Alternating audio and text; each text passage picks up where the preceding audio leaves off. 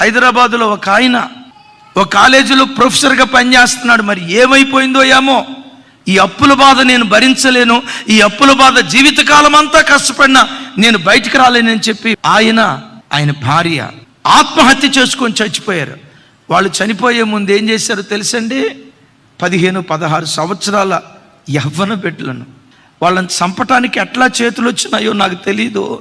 ఆ యవ్వన బిడ్డలను చంపి తర్వాత వీళ్ళు ఆత్మహత్య చేసుకున్నారు. ఒకే రోజు ఆ ఇంటిలో 4 ఆత్మహత్య చేసుకున్నారు. వైజాగ్. ఆ పిల్లలు LKG UKG, చదువులో అంత షార్ప్ కాదని చెప్పి రాబోయే కాంపిటేటివ్ యుగంలో వీళ్ళేం రాణిస్తారని చెప్పి ఆ తండ్రి పిల్లలిద్దరి కాళ్ళకు తాడు కట్టి వాళ్ళని నీళ్ల బకెట్ దగ్గరికి తీసుకొచ్చి ఆ బకెట్లో ముంచి కన్న తండ్రి పిల్లలిద్దరిని చంపేశాడండి. చివరికి ఆ తండ్రి ఆత్మహత్య చేసుకున్నాడు. ఎందుకు ఇలా?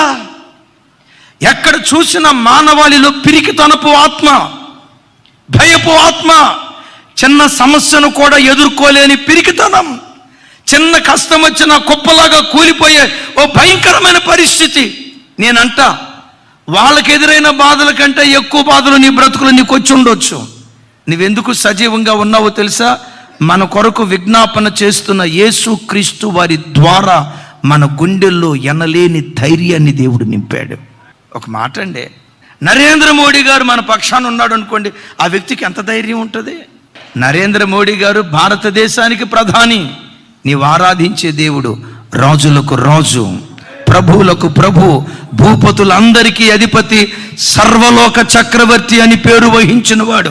సర్వలోక చక్రవర్తి యొక్క దేవుడే నీ పక్షానుండగా బిడ్డ ఎందుకు నువ్వు భయపడతావు? వస్తాయి, మబ్బులు వస్తాయి, కారు మేఘాలు ఆవరిస్తాయి, గాఢాంధకారపు చీకటి ఆవరిస్తుంది.